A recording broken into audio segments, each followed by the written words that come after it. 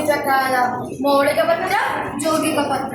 ମୌଳିକ ପତ୍ରର ଉଦାହରଣ ଗୁଡ଼ିକ ହେଉଛି ଚମ୍ପା ଗଛୁଆ ପତ୍ର, ଦେବଦାରୁ ଗଛୁଆ ପତ୍ର, ସଦାବିହାରୀ ଗଛୁଆ ପତ୍ର, କନିଅର ଗଛୁଆ ପତ୍ର ଏବଂ ପିଜୁଳି ଗଛୁଆ ପତ୍ର। ଯୌଗିକ ପତ୍ର ହେଉଛି ନିମ୍ବ ପତ୍ର, ବେଲପତ୍ର ଇତ୍ୟାଦି।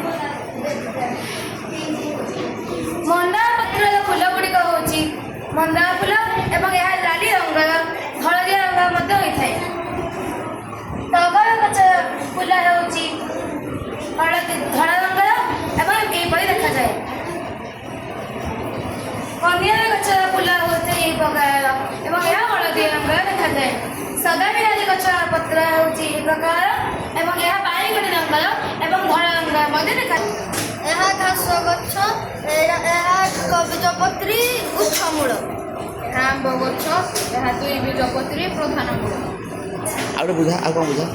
ଏହା ହେଉଛି ମନ୍ଦାର ଗଛର ଫୁଲ ଲାଲି କଲର, ଧଳା କଲର ମଧ୍ୟ ହୋଇଥାଏ। ଟଗର ଗଛ ଫୁଲ ଦେଖାଯାଉଛି ଏଇଟା ଧଳା କଲର।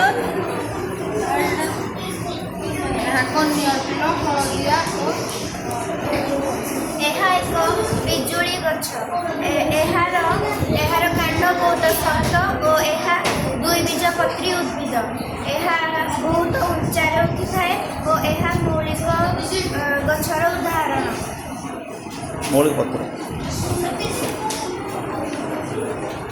ଏହା ହେଉଛି ମନ୍ଦାର ଫୁଲ। ଏହାର ରଙ୍ଗ ଲାଲ, ଧଳା, ହଳଦିଆ ଇତ୍ୟାଦିର ହୋଇଥାଏ। ଏହା ହେଉଛି କନିଅର ଫୁଲ। ଏହାର ରଙ୍ଗ ହଳଦିଆ ଏବଂ କମଳା ହୋଇଥାଏ। ଏହା ହେଉଛି ଚମ୍ପା ଫୁଲ। ଏହାର ଫୁଲର ରଙ୍ଗ ଧଳା ହୋଇଥାଏ ଓ ପତ୍ର ସବୁଜ। ଏହା ହେଉଛି ଟଗର ଫୁଲର ଗଛ ବା ପତ୍ର। ଏହା ହେଉଛି ଦ୍ୱିବୀଜପତ୍ରୀ ଉଦ୍ଭିଦ ଓ ଏହାର ପତ୍ର ମୌଳିକ ପତ୍ର। ଏହା ହେଉଛି ମଲ୍ଲି ଫୁଲ ଓ ଏହା ମଲ୍ଲି ଫୁଲର ପତ୍ର। ଏହା ଏକବୀଜପତ୍ରୀ। ଏହା ଦ୍ୱିବୀଜପତ୍ରୀ। ଏହାର ମଲ୍ଲି ଫୁଲର ରଙ୍ଗ ହୋଇଥାଏ ଧଳା। ଏହା ହେଉଛି ଦେବଦାରୁ ଗଛର ପତ୍ର। ଏହା ମୌଳିକ ପତ୍ର ହୋଇଥାଏ। ଏହାର ରଙ୍ଗ ସବୁଜ। ଏହାର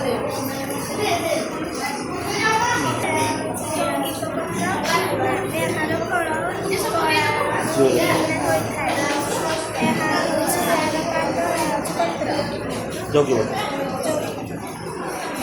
ପିଜୁଳି ପତ୍ର, ଏହା ହେଉଛି ତା'ର କାଣ୍ଡ ଓ ଫଳ।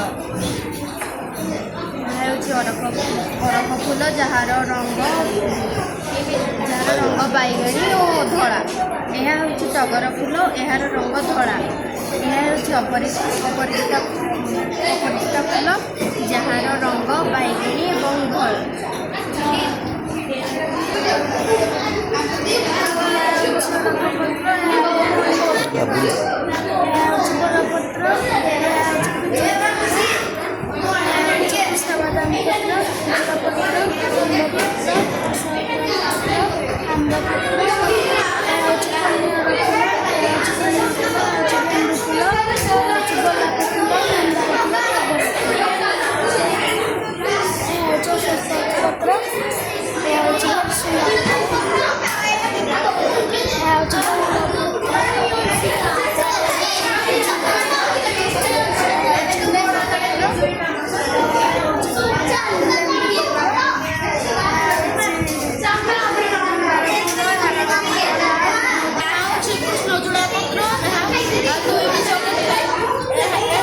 Jogi.